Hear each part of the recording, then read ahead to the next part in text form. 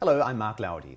Today we're focusing on business with Latin America, a market which has already attracted considerable investment from Asia.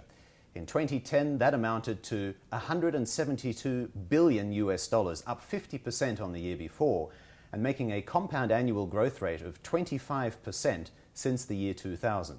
Now those are quite startling superlatives, not least when you consider that Singapore alone is responsible for about $28 billion worth of investment in the region. But significant hurdles remain. One, of course, is the proximity from Singapore particularly and Asia in general. And there's also the cultural and language barriers that companies from Singapore often have to deal with.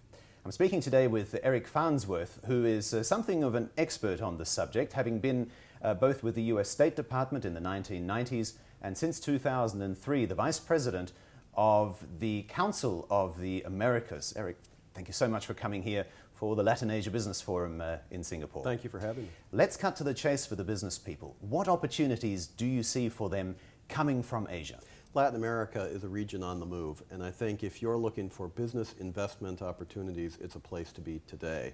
There are lots of sectors that are booming: energy, infrastructure, education.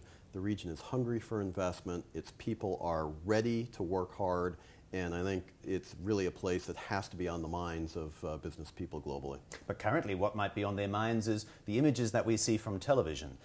For example, in Mexico, the drug wars going on there. Perhaps some of the poverty-stricken areas of Sao Paulo. Can you give us an on-the-ground feel of what it's really like beyond what we see on television? Absolutely, and those issues are there. Poverty is there, security issues are there, but that doesn't tell the whole story. In some cases, that doesn't give an accurate reflection of the countries at all, because that's what sells perhaps on TV. But what you're really seeing is a region that has broken through the traditional narrow trading band of growth and has really found a way to unlock some of its longer-term potential year on year. Much of that is because of trade and investment with Asia, which is driving in some ways the Brazilian economy, the Argentine economy, the Peruvian economy, and some countries are different in that regard. But I don't think one can look at the images on television and think that they have an accurate picture of the region. It's much broader than that, and I think particularly in the growing economies of the region,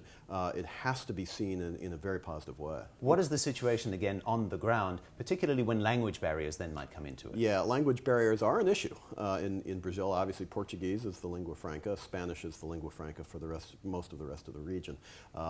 But for the business community, English is actually the language that many people are very conversant in and understand. So the Singapore business person actually has an advantage because somebody who speaks English does have the ability in many ways to work through the region. And for those where specialty language skills may be required, interpretation is always available.